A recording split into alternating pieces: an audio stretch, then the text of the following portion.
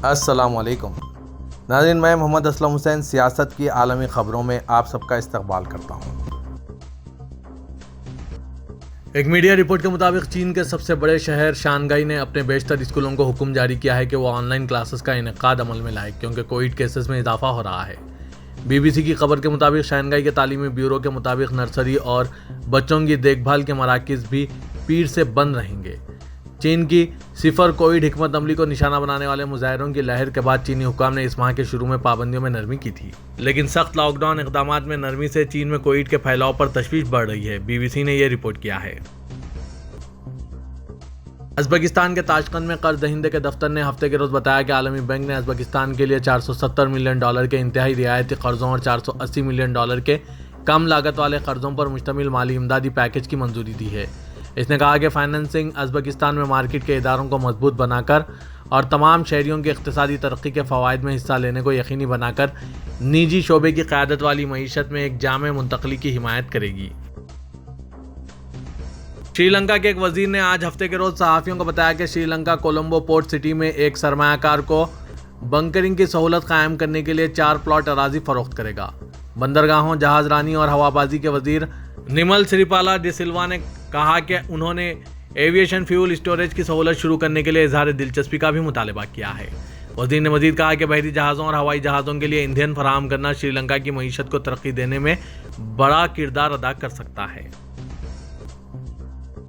जनूबी अफ्रीका के एक अहलकार ने आज हफ्ते के रोज बताया कि जनूबी अफ्रीका के सबसे बड़े शहर जोहान्सबर्ग में गुज़िश्ता 2 हफ्तों में शदीद बारिश से 16 अफराद हलाक हो गए हैं। जोहान्सबर्ग के एग्जीक्यूटिव मेयर फैलेट्से ने मीडिया ब्रीफिंग में कहा कि अब तक 23 लोगों को जोबर्ग इमरजेंसी मेडिकल सर्विसेज ने बचाया और 148 लोगों को पुलिस की तलाश और रेस्क्यू ने बचाया।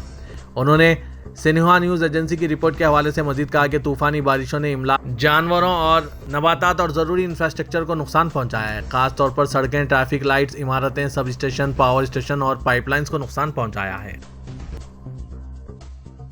राइड हेलिंग की बड़ी कंपनी उबर ने अमेरिका में कायम रोबोटिक कंपनी कारटेकन के साथ शराकत की है, जो खुराक की फराहमी के लिए अपनी झेली कंपनी उबर ईट्स को फुटपाथ रोबोट फराहम करेगी।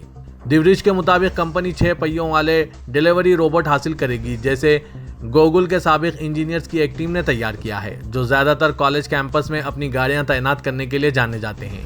उबर का दावा है कि कारटेकन के साथ इसकी शराकत रोबोटिक्स कंपनी की कॉलेज कैंपस से बाहर एक आलमी ऑन डिमांड डिलीवरी ऐप के साथ पहली रस्मी शराकत की नुमाइंदगी करती है। रिपोर्ट के मुताबिक कारटेकन के रोबोट इलेक्ट्रिक हैं, एक ट्रंक के साथ जो तकरीबन 2 डजन पाउंड सामान रख सकते हैं और एम्बेडेड कैमरे जो रुकावटों का पता लगा सकते हैं और इन्हें इनकी मंजिल तक पहुंचा सकते हैं। थाईलैंड के बादशाह महावजीरा लोंगकॉर्न और मलेका सुतीदा ने कोविड-19 के लिए मुस्बित तजुर्बा किया है। ये बात रॉयल हाउस होल्ड के ब्यूरो ने हफ्ते के रोज ऐलान किया। सिन्हुआ न्यूज़ एजेंसी की रिपोर्ट के मुताबिक बादशाह और मलिका को इन्फेक्शन की वजह से हल्की अलामत का सामना था और वो निस्बतन बेहतर सेहत में हैं। ब्यूरो ऑफ रॉयल हाउस की तरफ से जारी करदा एक बयान के मुताबिक डॉक्टरों ने जोड़े को कुछ अरसे के लिए शाही फराइज से परहेज करने का मशवरा दिया है। रूसी सदर पुतिन ने यूक्रेन की जंग में शामिल फौजी यूनिटों का इंतजाम संभालने वाले मुश्तरका हेडक्वार्टर का मुआयना किया। रूसी सदारती महल क्रेमलिन से जारी हुए एक बयान में बताया गया है कि पुतिन ने यूक्रेन में खुसूसी फौजी ऑपरेशन में हिस्सा लेने वाले फौजी यूनिटों के मुश्तरका हेडक्वार्टर का दौरा किया। बताया गया है कि पुतिन ने दिन भर इसी हेडक्वार्टर में उमूर को जारी रखा। उन्होंने हेडक्वार्टर की कार्रवाइयों के बारे में आगाही हासिल की। अनाज की तरसील के दायरेकार में यूक्रेन की बंदरगाहों से अनाज की तरसील की मकदार 14 मिलियन टन से तजावीज़ कर चुकी है।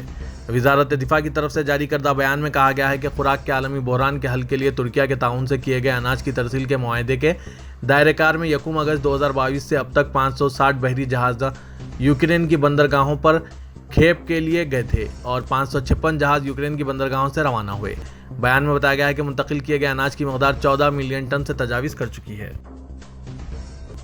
मलेशिया में गुज़िश्ता रोज एक कैंप साइट पर मिट्टी के तोड़े गिरने से जान की बाजी हारने वालों की तादाद 23 हो गई है। हुक्काम ने ऐलान किया कि दारुलहुकूमत कोलालमपुर के शुमाल में रियासत सेलोंगोर के बेटांग काली में कैंप साइट पर मिट्टी के तोड़े गिरे।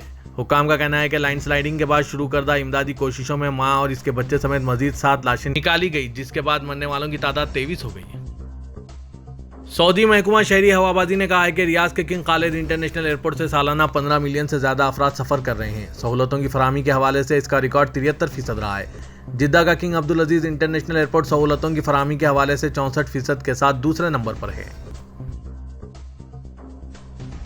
सऊदी अरब ने जुनूबी लेबनान में अक़वाम मुत्तहिदा के अमन मिशन पर हमले की शदीद मजम्मत की है। हमले में एक आयरिश फौजी हलाक और दीगर जख्मी हुए हैं। आयरिश फौजी अक़वाम मुत्तहिदा की अबूरी फोर्सेस का हिस्सा है। यूनिफिल जुनूबी लेबनान में तैनात हैं। सरकारी खबरसां एजेंसी SPA के मुताबिक वज़ारत ख़ारजा ने एक बयान में हमले के असबाब की शफ़ाफ़ तहक़ीक़ात का मुतालबा किया है।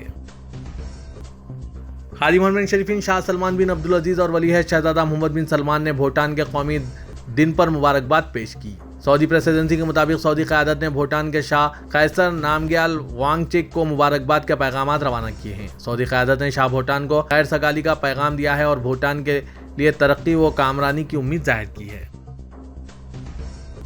तुर्की के सदर रजब तैयब एर्दोगान ने कहा कि हर आलमी बहरान के साथ जैसे जैसे दुनिया में सियासी और इक़्तिसादी तवाज़ुन कुछ ज़्यादा बदलता है, तुर्किया अपने चमकते सितारे के साथ ताकत हासिल करता रहता है। मार्डिन में इज्तिमाई इफ्तिताही तकरीब में अपने खिताब में सदर एर्दोगान ने कहा कि गुज़िश्ता 20 सालों में इस शहर में 48 बिलियन लीरा की अवामी सरमायाकारी के साथ तमाम शोबों में मार्डिन की तरक्की में अहम किरदार अदा किया है।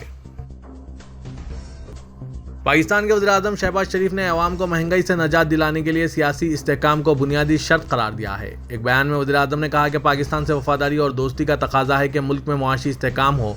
किसी की कोशिश है कि पाकिस्तान डिफ़ॉल्ट कर जाए तो ऐसा नहीं होगा, ना होने देंगे। उन्होंने कहा कि मईशत की बुनियादों में बारूदी सुरंगें बिछाने वाले अब सियासी निज़ाम की बुनियादों में बारूदी सुरंगें बिछाने की साजिश कर रहे हैं। हिंदुस्तानी अदाकार शाहरुख खान ट्विटर पर SRK से पूछें सेशन के दौरान अपने बेहतरीन अंदाज में थे, जहां उन्होंने अपने मदाहों के मुख्तलिफ सवालात के जवाब दिए, जबकि कुछ इनके अदाकारी के कैरियर के बारे में पूछे गए। कुछ ने जारी FIFA वर्ल्ड कप के बारे में भी फिक्रमंद सवालात किए। ऐसा ही एक सवाल फ्रांस और अर्जेंटीना के दरमियान 18 दिसंबर को होने वाले आइंदा फाइनल से मुतालिक था। मदाह ने शाहरुख खान से पूछा कि किस टीम को सपोर्ट करेंगे। इस सवाल पर हिंदुस्तानी अदाकार ने खुफिया जवाब दिया, क्या यार, दिल कहता है कि मेसी नहीं, लेकिन एमबाप्पे भी देखने के लिए एक दावत है, शाहरुख ने अपने ऑफिशियल ट्विटर अकाउंट पर लिखा। दुबई में दुनिया का पहला सुपर मॉडल रोबोट कैफे जो सारिफिन को कॉफी और आइसक्रीम पेश करेगा बगैर किसी इंसान की मदद के, जल्द ही दुबई में खुलने वाला है। डोना साइबर कैफे 2023 में दुबई में खुलेगा और इसमें एक जिंदा रोबोट है जो मशरकी यूरोपीय मॉडल डायना गैब्डोलिना की कैशियर के तौर पर तैयार किया गया है।